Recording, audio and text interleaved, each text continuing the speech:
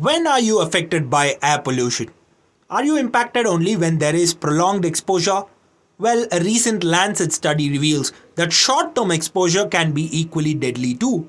The study says that those living in cities that do not display high levels of air pollution can be impacted as well. This research found that short term exposure to increased levels of fine particulate matter, known as PM 2.5, in Chennai's air led to around 2,900 deaths and 33,000 deaths across India over a decade. But what exactly does short term exposure mean? Dr. Purnima Prabhakaran, one of the study's researchers, explains.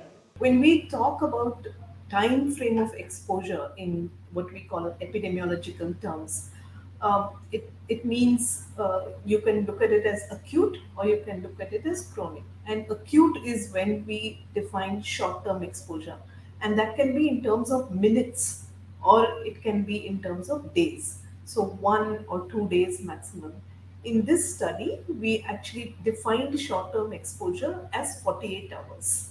The study analyzed data from 10 cities ranging from India's most polluted metropolitan cities like Delhi and Mumbai to relatively cleaner cities like Shimla over the period from 2008 to 2019. Interestingly, a significant number of deaths were observed even in cities not typically known for high air pollution. Why is that? The reason lies in what India considers as a safe level of pollution. As you may have seen, the WHO, which is the World Health Organization, has recommended global standards for daily exposure to particulate matter, PM 2.5, which is the culprit pollutant. And what they have recommended is 15 micrograms per meter cubed for 24 hours. In India, we have our national ambient air quality standards, and what we have is 4 times the WHO recommendation, which means 60 micrograms per meter cubed is the daily exposure limit that we have defined for India. Now, what this study found is that even below that level that we have set for India, below 60 micrograms per meter cubed as well, the risk of mortality is high. In fact, it is steeper at the lower levels. Now, when there is a short term increase in the particulate matter, the difference will not be so much in Delhi as in a city like Chennai or Hyderabad or Bangalore, where the levels are normally cleaner. It is below, well below the ambient air quality standards of 60 micrograms. It's in the range of 30 to 40 in some of these cities. But if there is a short term exposure, the difference that you feel in the risk, in risk of disease or risk of death, will be felt more in these cities because they are at a level where it is considered clean, but suddenly the change is there, and so the steep difference, or what you call the relative difference is more felt in these cities. These short term exposures leading to death come as a shock. The study says that for every 10 micrograms per cubic meter increase in the average PM 2.5 exposure over a 2-day period, the daily mortality rate across the 10 cities rose by 1.42%. Who is vulnerable to such instances?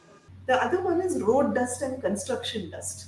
It is a very important source in rapidly growing cities where you're seeing unabated growth of buildings and constructions happening. So, construction dust is an important one.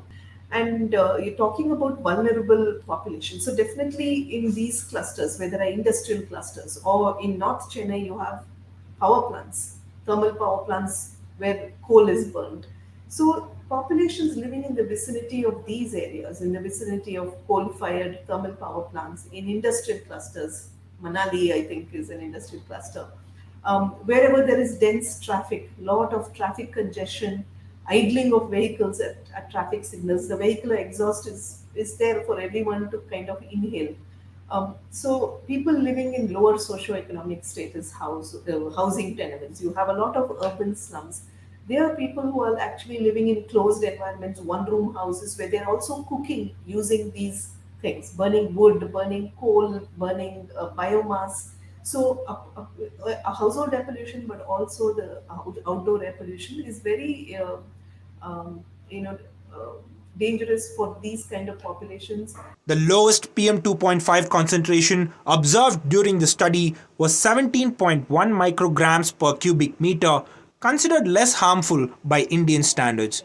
However, other countries have documented significant health risks even below these levels. The study suggests the need for revised guidelines that reflect our living conditions, including population density. This research calls for immediate action to address air quality standards, emphasizing that even what we consider safe may be far from it.